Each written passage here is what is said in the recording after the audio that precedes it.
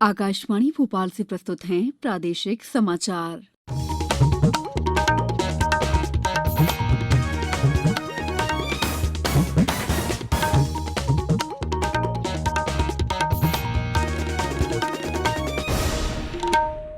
नमस्कार, समाचारों के साथ मैं दीपा सिंह।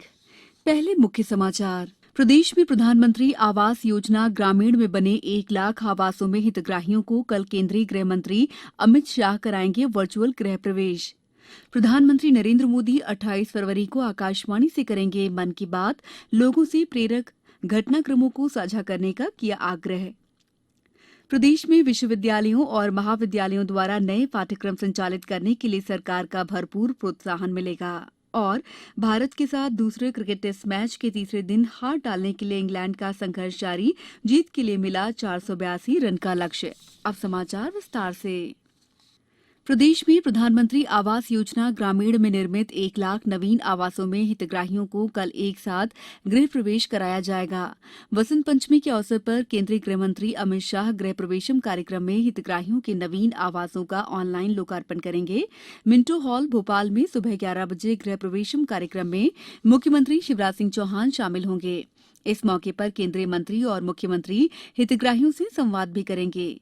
हमारे शिवपुरी संवाददाता ने बताया कि जिले में 2125 आवासों के हितग्राहियों को गृह प्रवेश कराया जाएगा।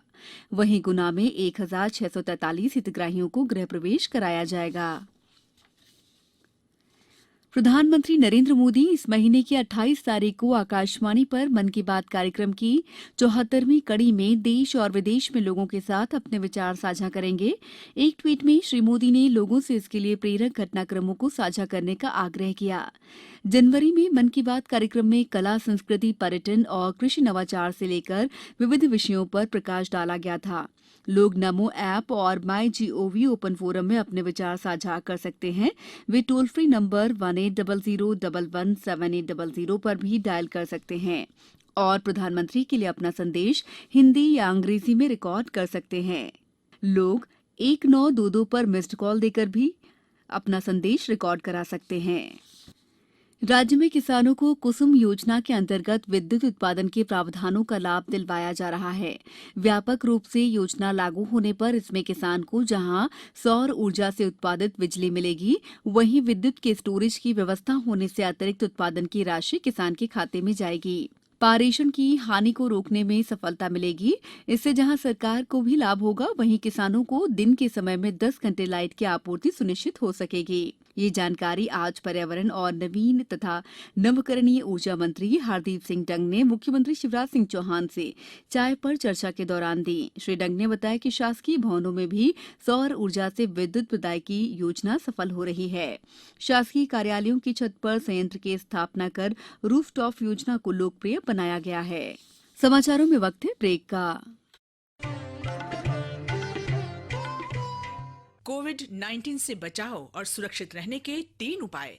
मास्क लगाएं, 2 गज दूरी है जरूरी, सुरक्षित दूरी रखें, हाथ और मुंह साफ रखें।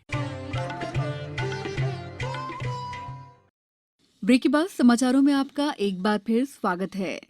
उच्च शिक्षा मंत्री डॉक्टर मोहन यादव ने कहा है कि प्रदेश में विश्वविद्यालयों और महाविद्यालयों द्वारा नए पाठ्यक्रम संचालित करने के लिए सरकार का भरपूर प्रोत्साहन मिलेगा। कृषि एवं चिकित्सा के पाठ्यक्रम संचालित करने सहित विभिन्न नवाचारों के लिए पूरी मदद दी जाएगी। उच्च शिक्षा मंत्री डॉक्टर यादव बरकतुल्ला विश्वविद्यालय भोपाल में लगभग 10 करोड़ की लागत से निर्मित होने वाले मल्टीपर्पज भवन के भूमि पूजन, शिलान्यास और अन्य निर्माण कार्यों के उन्नयन कार्यक्रम को संबोधित कर रहे थे।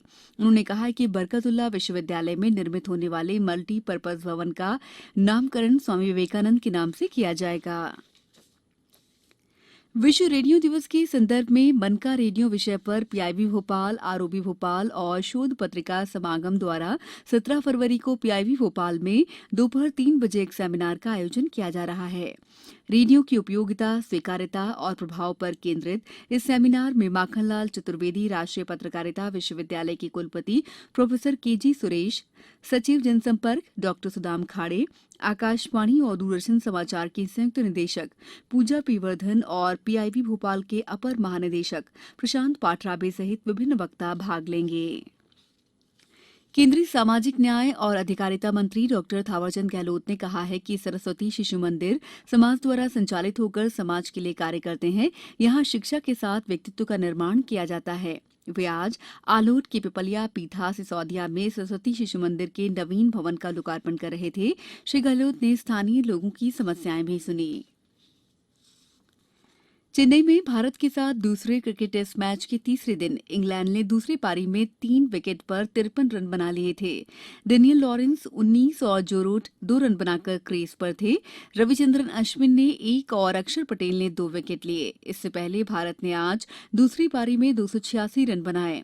इस तरह से इंग्लैंड को जीत के लिए 482 रन का लक्ष्य मिला है। इंग्लैंड अब भी जीत के लक्ष्य से 429 रन पीछे है।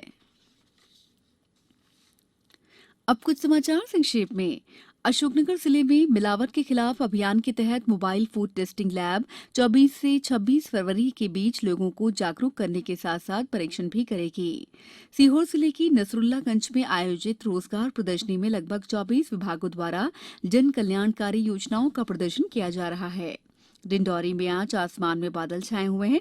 दोपहर में कुछ देर हल्की बूंदाबांदी भी हुई।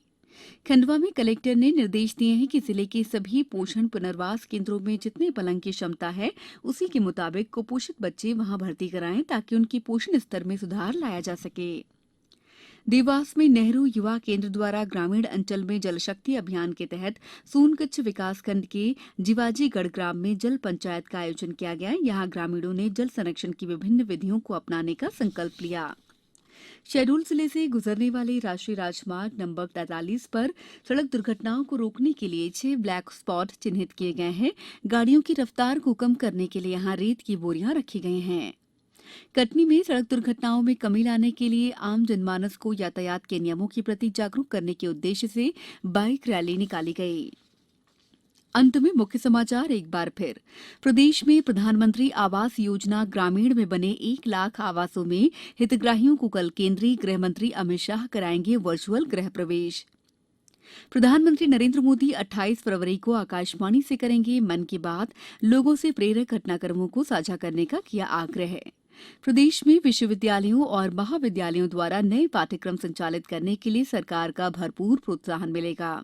और भारत के साथ दूसरे क्रिकेट टेस्ट मैच के तीसरे दिन हार डालने के लिए इंग्लैंड का संघर्ष जारी। जीत के लिए मिला 482 रन का लक्ष्य। बुलेटिन के अंत में आप सभी से एक अपील, मास्क और 2 गज की दूरी, हाथ धोना भी है जरूरी। नमस्कार।